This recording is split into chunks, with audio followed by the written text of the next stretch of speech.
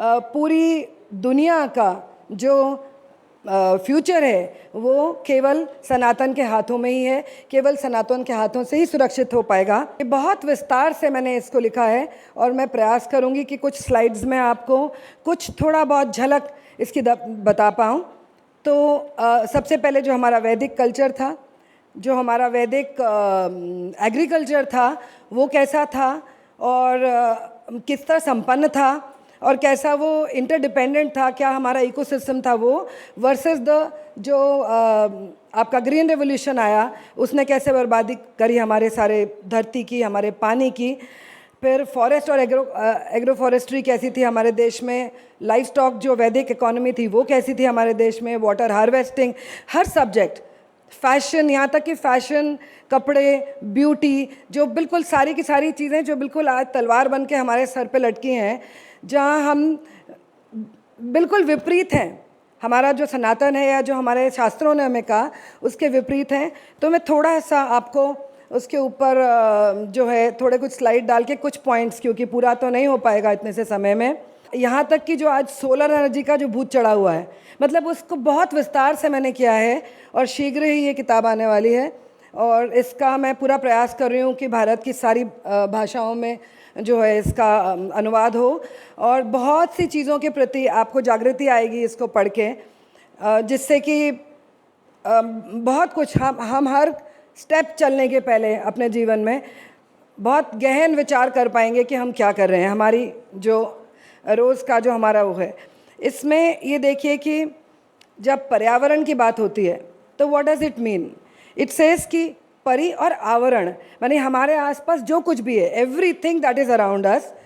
तो एक हमारे उपनिषद में क्या कहा गया, ईसा वाद्यम इदम सर्वम यत् किंच जगत्याम जगत तेन तक तेन भुंजिता माघ्रदकस्य विद्धनम, यानी कि हम आदिकाल से हमें ये पढ़ाया गया, हमें ये बताया गया कि हर तत्व में ब्रह्म व्याप्त है, आप सब इंटरडिपेंडेंट हो, आपको कोएग्जिस्ट करना है, किसी को भी कोई अधिकार नहीं है, किसी और प्राणी का जो अधिकार है सारे की सारी धरती पर, सारी प्रकृति पर, उसकी संपदा पर सभी को अधिकार है और आपको, मनुष्य को, उसको केवल अपने लिए उसका संरक्षण करने, अपने लिए उसका संग्रह करने का अधिकार नहीं है। तो हमारी बेसिक प्रॉब्लम कहाँ से स्टार्ट होती है, वो यहाँ से स्टार्ट होती है कि जो थॉट प्रोसेस और जो माइंडसेट हम लेके चल रहे हैं जिन दो पंथों का, वो दोनों के पंथ ये कहते हैं कि जो ह्यूमन बीइंग है यानी मैन इज सुप्रीम और बाकी जो कुछ भी है इस पृथ्वी पर वो उसके उपयोग के लिए बना है। तो ये जो कॉन्ट्रास्ट है, विश्व में ऐसी कोई सभ्यता नहीं है जो प्रतिदिन मंदिर में, घर में लाखों लोग हर रोज़ कहते हैं सर्वे भवन्तु सुखिनः, जो कहते हैं सर्वेषां स्वस्तिर् भवतु सर्वेषां पूर्णम भवतु, यानी कि आप एक चींटी का भी, आप एक पत्ते का भी आप कामना करते हो कि उसको भी पूर्णता प्राप्त हो। तो ये विचारधारा जो लेकर के नहीं चलता है, आप उसके विरुद्ध। तो हमें शास्त्रों में एक और चीज़ जो मैं आपसे बोलना चाहूँगी कि हमें बहुत से दायित्व सौंपे गए पर्यावरण के थ्रू। जैसे मैंने कहा कि ये बीच का धागा है, शास्त्र पूरे के पूरे सृष्टि, ब्रह्मांड और पूरे के पूरे पर्यावरण के आसपास ही घूम रहे हैं। हर बात, हर विचार वहीं से निकलता है, वहीं आता है और शास्त्रों पर प्रश्न उठाना इज़ नॉट अलाउड, क्योंकि शास्त्र इज़ शब्द प्रमाण। आपको जो कहा गया है आपको उसी का पालन करना है। मैं यहाँ से भूत यज्ञ से इस बात को स्टार्ट करना चाहूँगी कि भूत यज्ञ का दायित्व भी हमें दिया गया। यहाँ जो उपस्थित हैं वो या जो सुन रहे हो लाइव, वो केवल अपने घर में झांक करके देखें कि कितने घरों में भूत यज्ञ यानी कि गौ के लिए, चिड़िया के लिए, चींटी के लिए भोजन निकलता है। तो इसको हमें कहा जाता है कि अरे कौवे को खिलाने से क्या तुम्हारे पितरों को मिल जाएगा, चींटी को खिलाने से क्या होता है, दकियानूसी हो। दकियानूसी हम नहीं है, दकियानूसी वो बुद्धि है जो इन इंटेलिजेंट, सुपर इंटेलिजेंट ऋषियों की इकोलॉजी की जो साइंस है उसके ऊपर प्रश्न चिन्ह लगाता है। विश्व के 72% क्रॉप जो है वो पॉलिनेशन पर डिपेंड करता है, यानी कि आपको चिड़िया चाहिए, आपको तितली, भंवरा, बीटल्स, ये सारे के सारे आपको एनिमल्स, इंसेक्ट्स और बर्ड्स जो है वो चाहिए। यदि ये नहीं होंगे तो आपकी क्रॉप जो है वो डैमेज होगी। अब जैसे कहा कौए का, तो एक तो जिस समय श्राद्ध पक्ष आता है उसके प्रजनन का समय एक। दूसरी बात, एग्जाम्पल ऑफ अ वट वृक्ष, क्योंकि उसका जो बीज है वो बहुत टाइनी है, जो अंदर से निकलता है वो ऐसे अंकुरित नहीं होता, वो उसकी विष्ठा, उसके ड्रॉपिंग से ही वो अंकुरित होता है। तो it is already pre germinated, it is a seedling, जिस समय वो, इसीलिए हर घर पे कौवे को खिलाना, मैंने पूरे भारत में जगह जगह, पहले देख लीजिए जगह जगह वट वृक्ष हैं जो आपको अब नहीं दिखते। वो कैरेक्टर जो है आपके शहरों का और गाँवों का गायब होते जा रहा है फॉर द डेवलपमेंट, क्योंकि आप पेड़ काटते जा रहे हो। मैं यहाँ पे आपको एक एग्जाम्पल देना चाहूँगी चाइना का। 1958-59 की बात है, जब माओ डेजोंग ने ये डिसाइड किया कि ग्रेट लीप जो चाइना की हम पढ़ते हैं, कि उसने कहा हम इंडस्ट्रियलाइजेशन करेंगे और हम जो है 15 साल में ब्रिटेन को पीछे छोड़ देंगे। बहुत डिटेल्ड है, I will just tell you the main point. तो उसकी थ्योरी ये कहती थी कि एक चिड़िया एक दिन में कम से कम, एक साल में कम से कम 4.5 किलो अनाज खा जाती है, तो चिड़िया को एग्जिस्ट करने का कोई अधिकार नहीं है। तो उन लोगों ने ऐसा कैंपेन चलाया जहाँ ऑर्गेनाइज ग्रुप्स बहुत बड़े बड़े लाखों की तादाद में जा कर के पेड़ों के नीचे बुगल बजाते थे, थाली बर्तन बजाते थे, और उन्होंने 150 फ्री शूटिंग साइट्स बनाई जहाँ पे बच्चों को भी ट्रेनिंग दी जाती थी कि उड़ती हुई चिड़िया को मार दो। विद इन नो टाइम उन्होंने वहाँ से जो गौरैया थी और मैनी बर्ड्स एक्सटिंक्ट हो गई। अब चिड़िया क्या करती है, क्योंकि चिड़िया जो है बहुत से इंसेक्ट्स को खाती है, बहुत से लार्वे खाती है, अपने बच्चों को खिलाती है। वो क्या कर रही है, यानी कि वो अनचेक्ड जो पॉपुलेशन है उसको चेक कर रही है, ऐसे ऑर्गेनिजम्स और ऐसे कीड़ों के पॉपुलेशन को चेक कर रही है।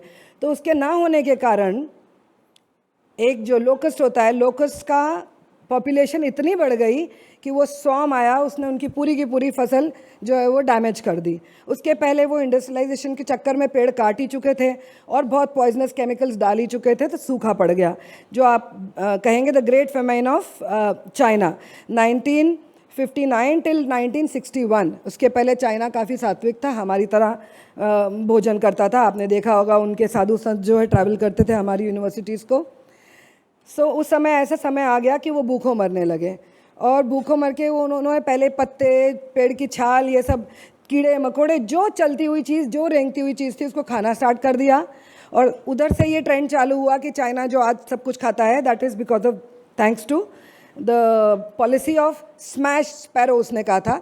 और उसने ये कहा था humans will fight nature and win it. ये सर पटक लो, सर के बल खड़े हो जाओ। ना कभी मनुष्य प्रकृति से लड़ सकता है और ना कभी उसको जीत सकता है, क्योंकि उसके बस की बात नहीं। जो सारे विषय जो आप लोग शेयर कर रहे हैं वो इस किताब के अंदर, वो फैशन, मूर्तियाँ, वो सारी चीज़ें हैं, आई have put them in detail. मैं थोड़ा आगे चलती हूँ। तो एक और चीज़ है कि चिड़िया जो है एटलीस्ट 500 टन इंसेक्ट्स प्रति ईयर खाती है पूरे विश्व में। तो आप समझ लीजिए कि वो जो इकोसिस्टम है वो खुद से ही उस इकोलॉजी को बैलेंस करके रखती है कि कौन रहेगा, कि कितना रहेगा। तो हम में से कितने लोग चिड़ियाओं को खाना खिला रहे हैं?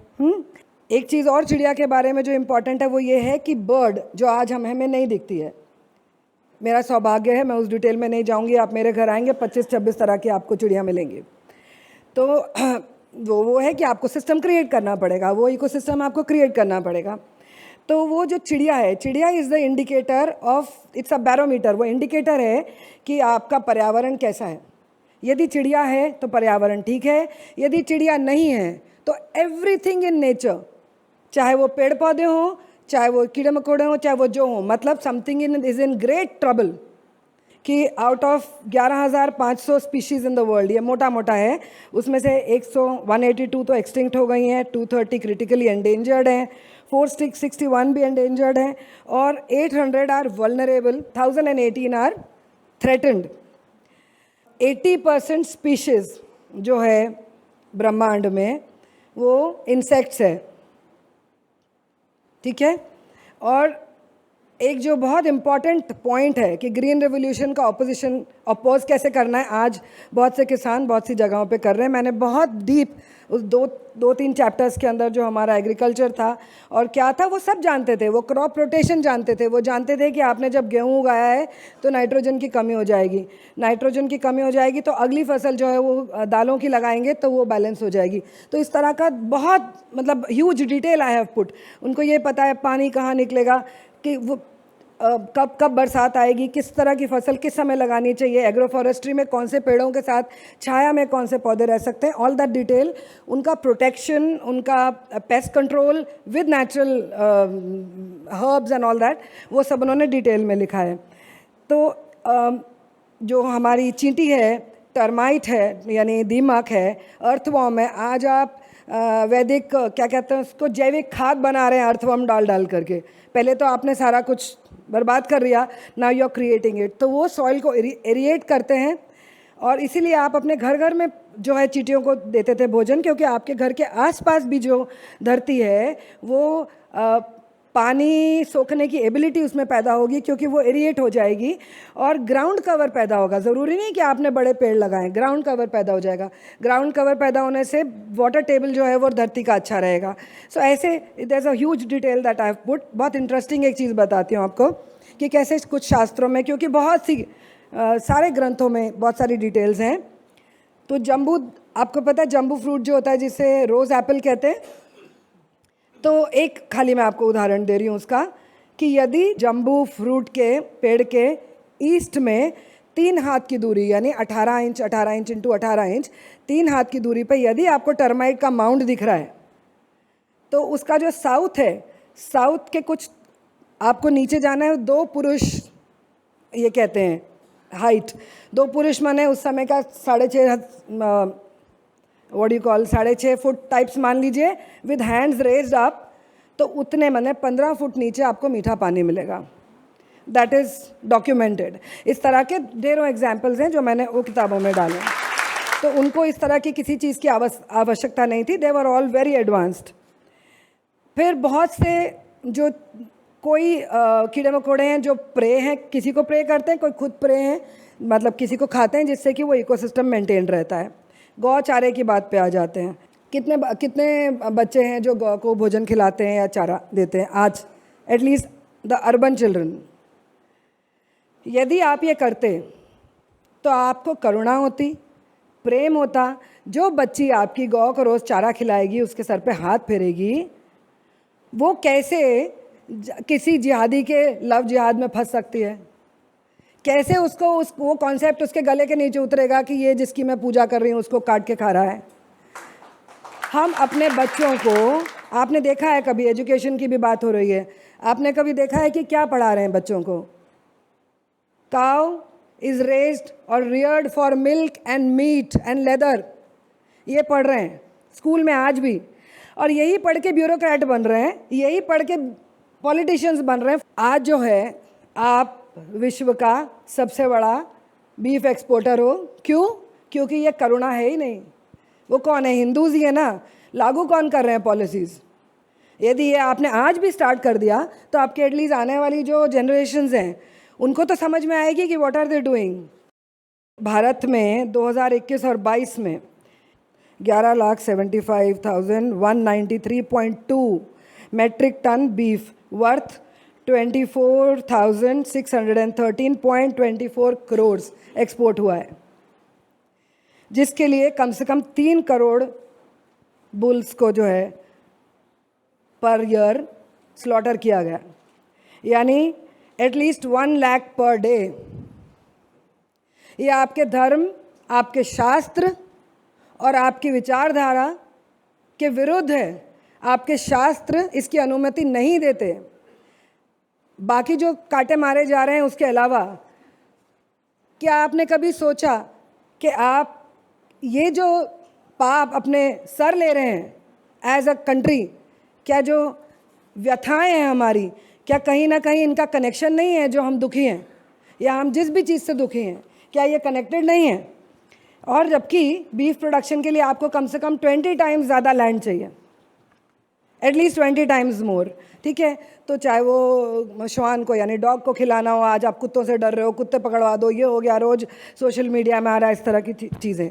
अब आप ये देखिए कि हिंदू जो है उसको अन्नदान का दायित्व है, लेकिन आज भी European Nations $1 lakh crore per day का भोजन जो है वो लैंडफिल्स में और समुद्र में डालते हैं, जबकि कूड़े में जा रहा है, जो कि 3.3 billion ton carbon dioxide emit कर रहा है और दुनिया के कम से कम 200 करोड़ लोगों का पेट भर सकता है। And then they talk of hunger, and they talk of malnourishment in the world, in the smaller country, in the developing nations. और खुद क्या कर रहे हैं और हम उसको मान रहे हैं, ठीक है। तो ये जो सारी बातें हैं, आप एक बार मैं किसी को सुन रही थी, कुछ ही दिनों पहले की बात है, एक बुक लॉन्च पे, तो एक मंत्री जी ने कहा, किसी बात पे उन्होंने कहा कि बात तो सही है, ठीक है, आप लोग शास्त्रों की बातें करते हैं, शास्त्रों की बातें करते हैं, लेकिन जो मॉडर्न क्वेश्चंस हैं, पहले तो खाली वीमेंस राइट की बात होती थी, आज तो ट्रांसजेंडर की भी बात होती है, आज तो रोबोट्स के राइट्स की भी बात हो रही है, तो आप इन प्रश्नों का उत्तर कैसे देंगे? ओके, सो हमारे पास तो पौधे का भी अधिकार है, हमारे शास्त्रों को तो पौधे का भी अधिकार है। आपको मानुषोकम कुरुष्वत्वम स्थान त्यागम मा कुरु मम इष्ट पूजनायार्थ प्रार्थयामि वनस्पते। आप एक पौधे से पुष्प प्रभु के चरणों में अर्पण करने के लिए तोड़ने की भी परमिशन मांगते हो, उसको हाथ जोड़े बगैर आप उसका पुष्प नहीं तोड़ सकते। एटलीस्ट ये सब चीज़ें घर जाके बच्चों को बताइए, ये आचरण में लाइए, है ना, कि जब आप सुबह उठे तो करागरे वस्ते लक्ष्मी, आपने जब धरती पे पैर रखा तो समुद्र वसने देवी, आप जब ऊपर गए, आप बाहर गए तो आपने जाके सूर्य को प्रणाम किया, जल दिया, आपने जब पेन उठाया तो आपने सरस्वती जी को याद किया। ये सारी परंपराएं जो आपको शास्त्र दे गए, ये आपने छोड़ी, और बहुत कुछ है। तो अब आप ये देखिए, कुछ मैं आपको दिखाती हूँ, ये भी आप कर सकते हैं। जो पेड़ों को काटना हमारे यहाँ सख्त मना है, सख्त मना है, लेकिन आज ये रैम्पेंट 2 लेन की 4 लेन, 4 लेन की 6 लेन, 6 लेन की 8 लेन, 8 लेन की 12 लेन, पॉपुलेशन चाहिए, बढ़ रही है, ओवर ब्रिज चाहिए, ये चाहिए। आप जिस तरह से पेड़ काट रहे हो और आप हमको लॉलीपॉप देते हो कि इतने पेड़ लगाए गए, कौन देखने गया वो पेड़ कितने लंबे हुए, कितने बड़े हुए, चले कि मर गए? दूसरी बात, वो जो पेड़ धरती के तह तक जा करके जड़ पकड़ के बैठे हैं, उनको कैसे रिप्लेस करोगे और कब रिप्लेस करोगे? कभी कहते हैं कि अब वी कैन ट्रांसप्लांट, पहली बात तो होता नहीं है ट्रांसप्लांट, जब होता भी है तो पेड़ नहीं चलता है। There very very few varieties जो चल सकती हैं, ये सारी डिटेल आपको बुक में मिलेगी। तो आपको शास्त्रों ने 1 पीपल, 10 इमली, 3 कैथा, 1 बेल, 3 आंवला, 5 आम, apart from some other plants, ये अनिवार्य किया है अपने लाइफ टाइम में।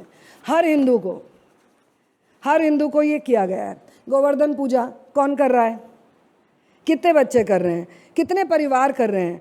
परंपराएं, like I said, there is no difference. हमारे लिए पर्यावरण, धर्म और जो हमारा आचरण, there is no difference.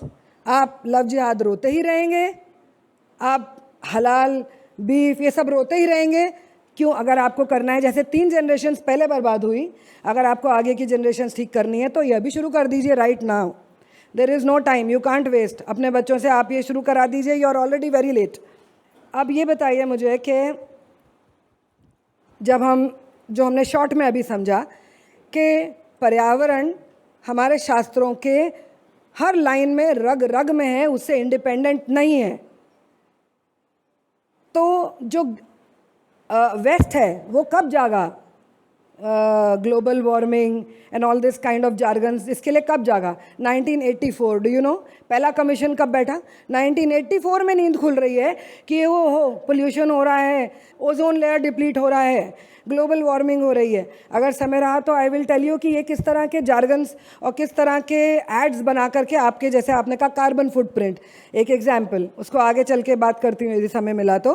Carbon footprint ऐसा बोल करके आपको ये डिसाइड करवा दिया, आप पे थोप दिया, अरे प्लास्टिक की बॉटल में पी रहे हो, ये प्लास्टिक की ग्लास में पी रहे हो, ये कर रहे हो। लेकिन वो प्लास्टिक बना कौन रहा है? ब्रिटिश पेट्रोलियम, बड़ी बड़ी पेट्रोलियम कंपनीज, ठीक है, और उन्होंने ये एड्स बनाई हैं।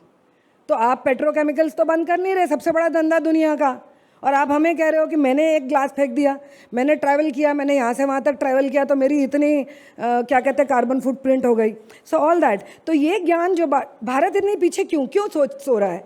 क्योंकि ये सब परंपराएं यदि मैंने फॉलो करी होती, मेरे बच्चों को पढ़ाई होती, आज भी पढ़ा दूँ तो मेरे ब्यूरोक्रेट्स यही करेंगे। तुम कौन होते हो मुझे सिखाने वाले कि ग्लोबल वार्मिंग क्या है? बॉस, मेरे तो शास्त्रों में पहले से लिखा है, शुरू से लिखा है कि आप 3 आचमन जल लोगे पूरे कलश में से, केवल वही लोगे क्योंकि वही आपकी आवश्यकता अनुसार आपके लिए ज़रूरी है, बाकी का सारा सृष्टि के कलश में जो जल है वो सृष्टि के अन्य प्राणियों के लिए छोड़ना है।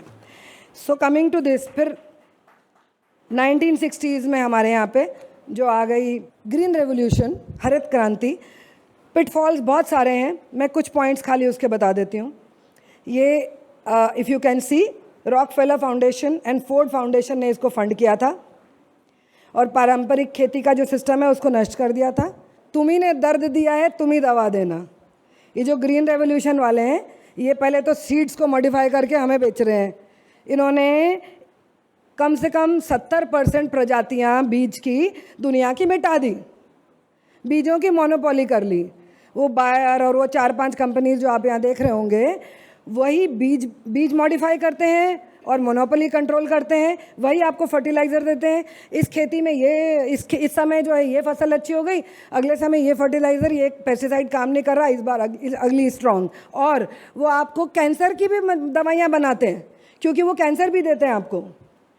आपका पंजाब से एक ट्रेन चलती है, 1.4% और समथिंग है हमारी ज्योग्राफी का पंजाब, लेकिन भारत की 20% पेस्टिसाइड पंजाब में यूज़ होती है। एक ट्रेन चलती है अबोहर से जोधपुर तक, जिसमें 60% पेशेंट्स कैंसर पेशेंट्स होते हैं जो बीकानेर जा रहे होते हैं अपने इलाज के लिए। तो कीमोथेरेपी की दवाइयाँ भी यही बेचेंगे, तुम्हें ना दर्द दिया, तुम्हें दवा देना। या so you will be surprised, हम लोगों के पास 1,10,000 से अधिक चावल की वैरायटी थी। आज कितनी है गिन लीजिए, 8-10।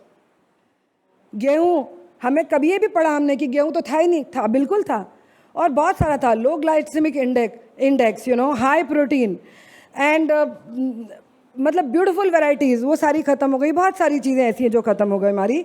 भारत पूरी दुनिया की 30% जो लैंड है वो एनिमल फार्मिंग और फॉडर को उगाने के लिए होती है, यूज़ हो रही है। 30% ऑफ द लैंड। डायरेक्टली खेती करो ना, डायरेक्टली खिलाओ। तो 3.2 kg of crop produce just for 1 kg of chicken meet.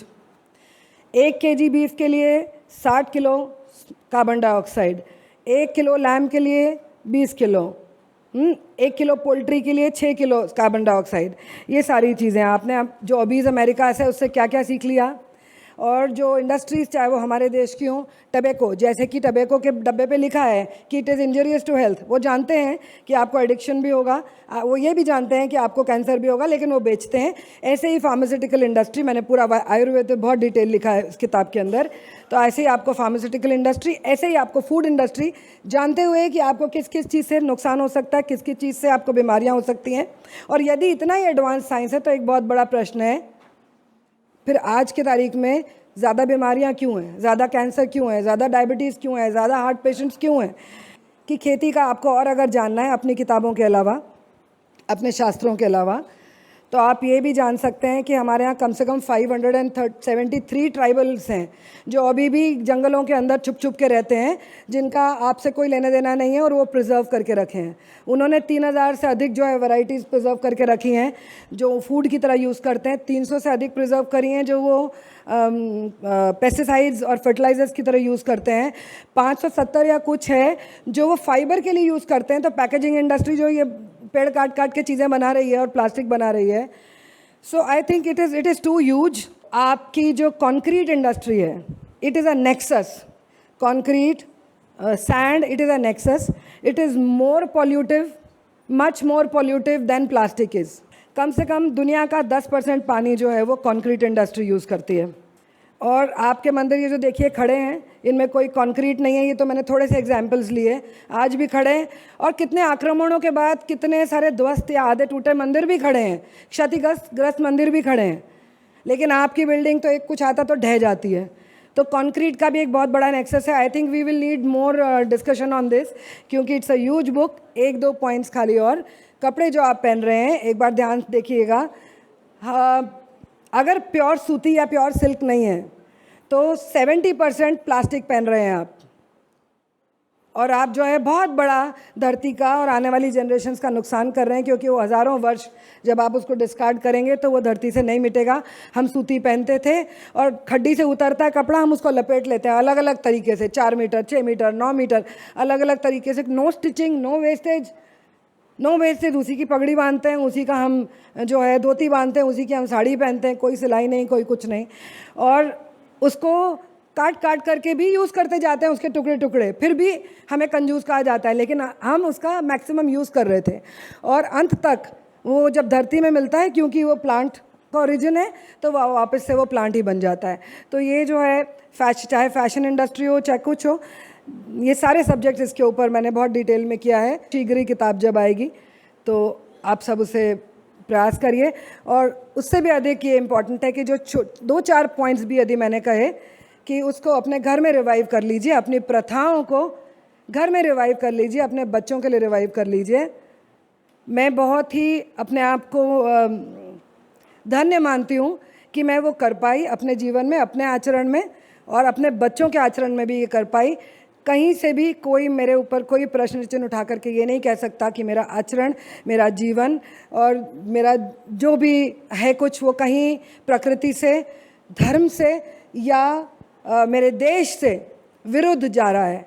तो इसलिए हम आज जो है, जिन नए नए जो आते हैं, उबलना शुरू करते हैं, हमें आके धर्म का ज्ञान बांटने लगते हैं, तो मैंने हमेशा यही कहा कि ये वेव चल रही है, हिंदुत्व की वेव, इसके ऊपर राइड कर रहे हैं, अपने आप को एक्सपोज करेंगे। आपके सामने एक आदि पुरुष का एग्जाम्पल है। तो यहाँ से